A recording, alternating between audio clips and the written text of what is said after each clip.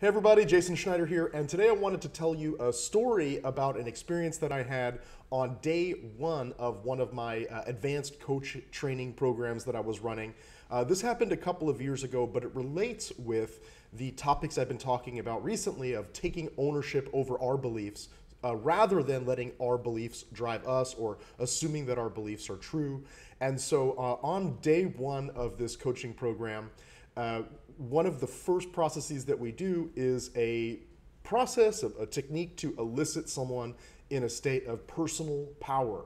And if you're not quite sure, you're not really familiar with the field of neurosemantics, you might think that personal power is just an empowered state, a peak state, a powerful state, but actually there's a specific recipe to this state, and it's a very precise recipe. So it's not just an empowered state that will be unique across anyone, but this is a state where when we cook it up in ourselves or when we facilitate the people around us, our clients or whoever we are coaching, whether it's ourselves or somebody else, into a state of personal power, that is a very precise recipe, like I said, where we can no longer be feeling any victimhood. There's no victimhood, there's no blaming, there's no irresponsibility, but it's a state of pure empowerment, a state of pure being at cause, at ownership over everything that goes on inside of your experience. It's a very powerful state. Of course,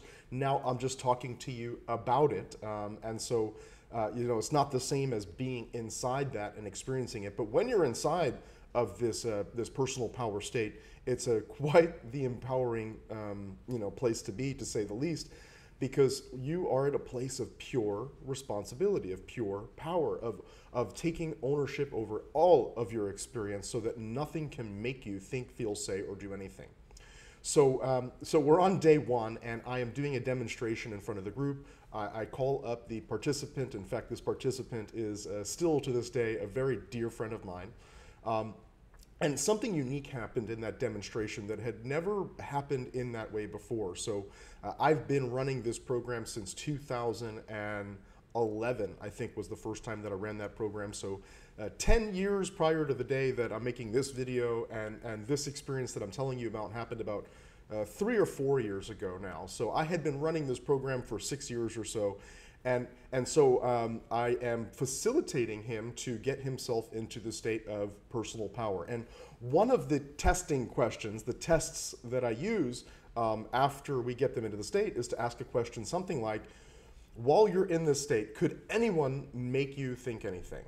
While you're in this state, someone could put a gun to your head, but could they make you do something? And when you are in a state of personal power, a pure personal power, and you've cooked this specific recipe up properly, the answer is no. The answer is no. The answer is, and it's a true, genuine answer from this lens, from this state. No one could make me do it. You could put a gun to my head, but you could not make me do anything. You have your responsibility, and you could do what you do. I can choose to do what you're telling me to or not.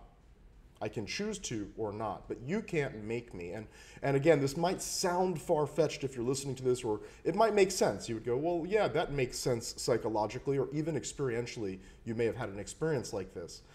So one of the testing questions is could someone make you do, could I make you do something right now? Could I make you do something right now? And 99.9% of the time when I'm running this process, the client answers, no. You could put a gun to my head, but ultimately I have choice. I am at cause for my life, for my choices, for my beliefs. And so I asked my friend and my demonstration subject in that program all these years ago, I said, could anyone make you do anything? And he said no. I said, could anyone, if they could put a gun to your head, could they make you do something? He said no. And then he kind of went up in his head and he thought about it and he said, well, you're kind of making me say no right now. You're kind of making me say no. I said, I'm making you say no. He said, well, kind of. You're influencing me to say no right now. And it was an interesting pivotal moment for me in my understanding of how personal power works, because in that moment, what I realized is that what that answer meant, when he said yes, you could make me say no, or you could make me say yes. What that was signifying was that he was not in a state of pure personal power. Because if he was in a state of pure personal power, the answer would have been a clear no. You can't make me. And it's amazing to me how fine that line is to go, you made me think that, you made me believe that, you made me do that, you made me say that, to no, you did what you did. But my responses are mine in response to what happens to me in the world. So no matter what people say to me, no matter what people do to me, no matter what happens in the world, in politics, in the economy, whatever it may be, those things happen, but my responses to those are mine. My responses to those are mine. And so it's amazing how fine that line can be, because it's really just a psychological shift, a quite small psychological shift, to go from you're making me say that to sure, you're doing things that are influencing me to say this, to think this, to believe that, to do this or that. But ultimately, the brunt of the responsibility falls on me as to whether or not I do or do not. And when we kind of think, well, you're making me do that, all that shows is that you are not in a place of pure personal power, not in a place of responsibility. And so it was a very interesting experience when I was facilitating him through that. And he goes, well, you're kind of making me, I'm making you say that? I'm making you say that? Whose words come out of your mouth? Whose beliefs are in your head? And so it's a very profound moment. And my question for you is, how responsible are you for your experiences in the world? How responsible are you for your beliefs? You know, if there's beliefs in your head, whose beliefs are those? Because we can give that power away. We can say those beliefs are my parents, or that belief is a cultural belief, or that's a religious belief, or that belief was given to me. You know, that if there's a belief that's driving your responses, then we have a choice. We can say, well, I believe that because so-and-so or the culture did this to me. Or we can step up and say, my beliefs are mine. My beliefs are mine. And I can choose whether or not I want to continue believing something. Because that's another interesting thing about beliefs, is that beliefs, you know, we use the word belief like it's a noun, like it's a thing. I have a belief. But can you put a belief on a scale? How much would a belief weigh if you put a belief on a scale? Can you put a belief in your closet, in the trunk of your car? You cannot. So beliefs are not things. They're actually processes.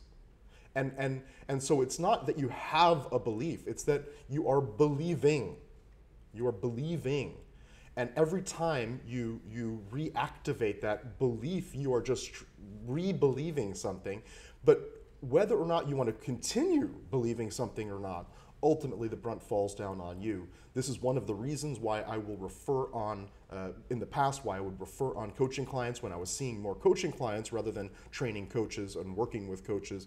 Because if someone comes to me and they say, I want you to change me, I want you to make the changes in me, I want you to delete this memory or to erase this experience or to change my responses, all of a sudden they're trying to put the responsibility for their change on me, which even if I could do that, would be a disservice to them because it's taking away their power.